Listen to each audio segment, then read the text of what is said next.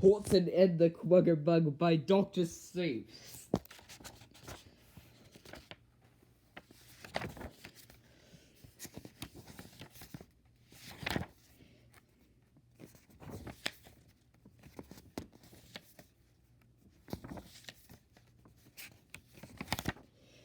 It happened last May, on a very nice day, while the elephant Horton was walking, they say, just minding his business, just going his way, when a Kwuggerbug dropped from the tree with a plunk and landed on Horton the elephant's trunk. The Kwuggerbug leaned toward the elephant's ear. "Perhaps you are wondering," he said, "why I'm here. Well, I've got a secret," he whispered. "I know of a bezelnut tree where some bezelnuts can grow."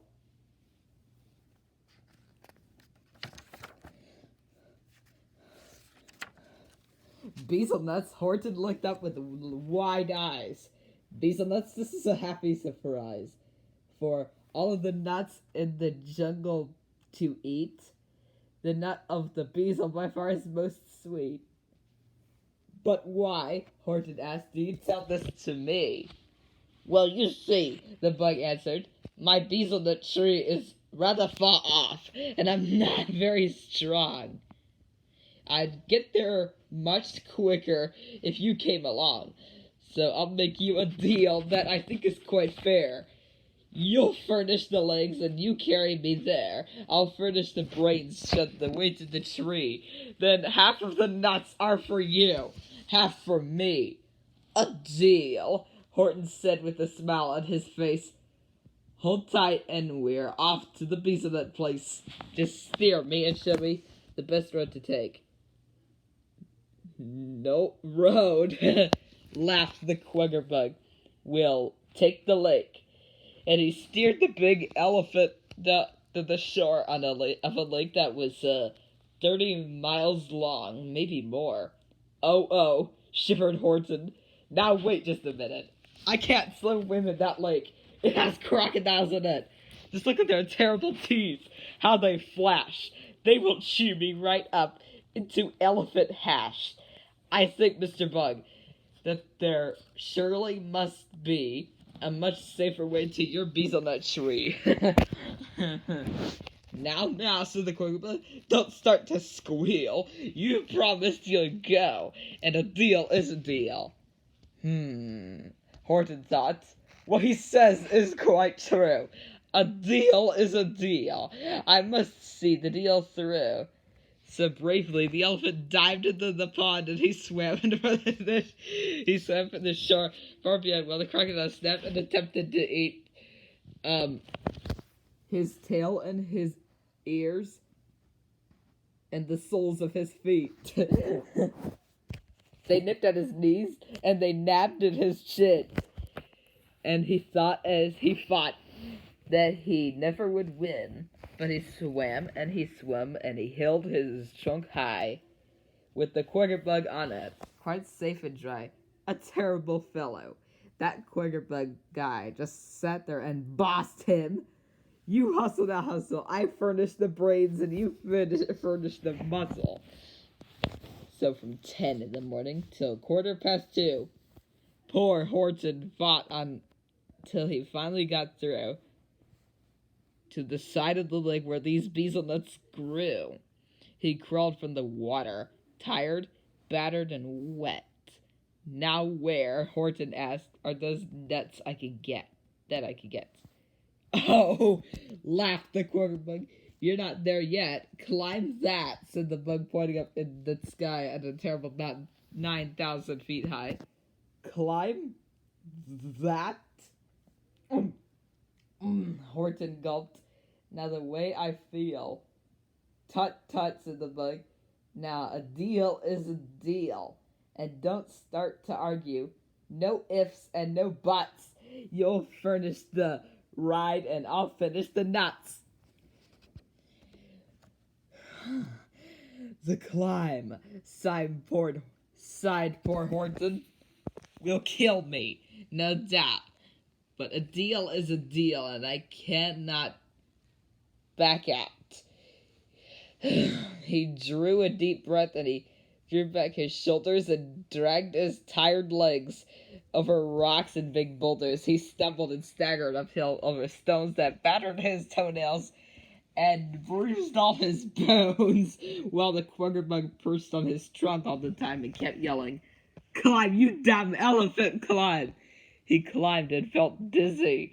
His ankles grew numb, but he climbed and he climbed and he clumbed and he clumbed. His hearing grew faint and his eyesight grew dim.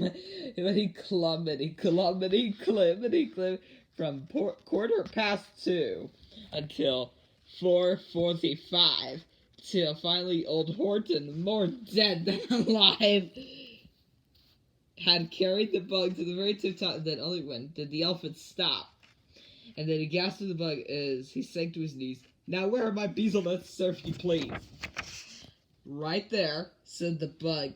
Horton looked. It was true. It was the bezel nut tree, where the bezel nuts can grow. "But bug," Horton moaned, "we're here and they're there, way out on that peak, and between us is air. Now how can I get through that space in between? I can't walk on air, if you see what I mean." "A deal is a deal," snapped the bug. "I'm the boss. You stretch out your trunk, and you put me across." "Stretch, Horton, stretch!" yelled the bug. So he stretched. He stretched it 2 feet, but it still wouldn't touch. "Stretch, Horton, stretch!" yelled the bug, so he stretched. It hurt him so bad, but finally it reached. "At last," sang the Kwuggerbug, chuckling with glee, and he slid down the trunk to his bezel nut tree. And he picked all these nuts and he stacked the big mouth and luscious sweet bezel nuts high on the ground.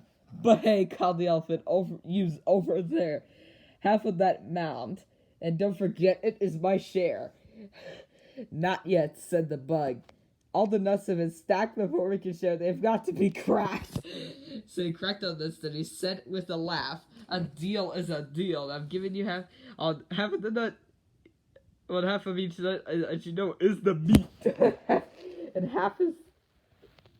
and that is the half I'm keeping to eat. "But half of each nut, as you know very well, is the half of the nut that is known as the shell. The shells are for you," laughed the bug. And he rose and he stuffed all the shucks up the elephant's nose. "Now what would you do if he did that to you? With shucks up your nostrils, how dreadful you feel. But you wouldn't complain, because a deal is a deal. You have to act terribly nice and do polite, so you have to say in a voice that was very polite. "Thanks, Mr. Kwuggerbug. Thank you for these. But they tickle my nose, so look out, I shall sneeze." And you'd sneeze and you'd sneeze and you'd sniz and you'd sniz and blow all the shucks at the trunk with a whiz, just the way Horton did.